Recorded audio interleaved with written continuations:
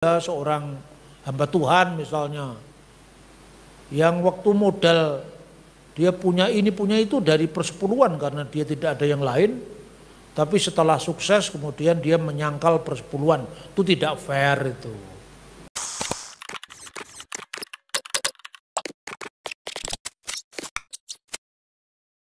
Tentang persepuluhan, persepuluhan itu memang hukum yang ada dalam kitab suci. Nah, bagaimana orang Yahudi memahami konteks itu dulu pertama. Kita membaca dalam Kejadian pasal 11, di mana Abraham diberkati oleh Melkisedek sebagai imam dari Salem. Dalam tafsiran Yahudi sebetulnya Sem, sebetulnya yang masih hidup pada zaman Abraham. Dan Sem itu sebagai imam dari hukum Nuh bagi bangsa-bangsa. Ini saya ngomong tafsiran Yahudi. Maka konteks persepuluhan di situ menggambarkan bahwa otoritas dari Melkisedek itu di atas Abraham.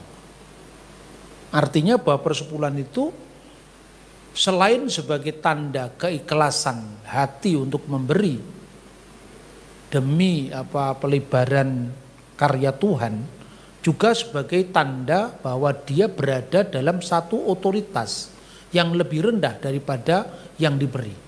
Itu contohnya soal Abraham sama Melkisedek. Di kemudian hari, kemudian konsep ini diterapkan untuk penyelenggaraan Bait Allah. Karena Bait Allah di Yerusalem itu ada orang-orang asing, fakir miskin. Siapa yang nanggung mereka? Kemudian ada orang Lewi itu tidak hanya ada di satu suku ketika Israel itu pecah, tapi ada di banyak suku karena dia tidak punya tanah pusaka. Makanya spesialisasinya sebagai imam itu dia hidup dari persembahan itu, lalu dikelola oleh lembaga yang berwenang yang namanya Bait Suci untuk keperluan penyelenggaraan Bait Suci tadi. Bagaimana setelah orang Yahudi kehilangan Bait Suci? Nah, mereka punya prinsip yang berbeda dengan kita. Kalau prinsipnya orang Yahudi, karena Bait Suci sudah tidak ada, berarti persembahan persepuluhan itu fungsinya ganti. Jadi tidak lagi sebagai sesuatu yang terikat oleh ritual. Misalnya, persembahan itu dilakukan dari hasil bumi yang ditanam di tanah Israel. Karena konteksnya konteks Bait Suci.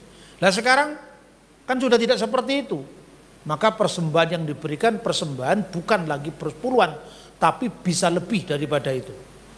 Sehingga persepuluhan itu dianggap sebagai takaran keikhlasan orang Yahudi. Sekarang tidak efektif karena Bait Allah tidak ada. Tapi bagaimana dengan gereja? Kita ini bukan Yahudi lagi secara agama kan. Kekristenan itu adalah berdasarkan dasar yang dibangun para rasul dan para nabi. Artinya para rasul Kristus. Berarti kalau dulu bapak-bapak leluhur kita itu Abraham, Ishak, Yakub secara fisik, secara darah, sekarang secara leluhur iman. Makanya rasul punya jumlah 12 karena Israel baru jumlahnya 12. Di bawah 12 ada 70 murid. Karena 70 murid itu jumlah tua-tua Israel. Kenapa enggak ditambahi aja 13 atau 14? Ya toh? Karena bagi orang Yahudi semua itu bermakna. Gereja sebagai Israel baru. Makanya Bait Suci bagi orang Kristen tidak lagi Bait Suci yang di Yerusalem, tapi tubuh Kristus yaitu gereja. Maka instrumen aturan yang dahulu diterapkan untuk Bait Allah sekarang dipahami sebagai gereja Tuhan. Nah seringkali orang yang mempersoalkan persepuluhan itu penyimpangan dalam praktek loh. Soal penyimpangan itu kan bukan prinsip. Prinsip ya prinsip, praktek ya praktek ya kan. Kira-kira seperti itu kalau saya amati ya. Banyak sekali dulu ada seorang hamba Tuhan misalnya, yang waktu modal dia punya ini punya itu dari persepuluhan karena dia tidak ada yang lain.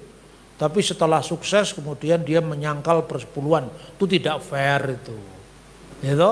segala sesuatu itu kalau berlebihan kan juga elek itu. Gitu loh saudara-saudara. Itu tanggung jawab seorang hamba Tuhan dan gerejanya dalam mengelola berkat yang Tuhan berikan kepada kita. Tapi itu tidak untuk urusan pribadi, tapi untuk urusan pelayanan secara menyeluruh. Nah, fungsinya seperti yang tadi saya contohkan dengan bait suci tadi.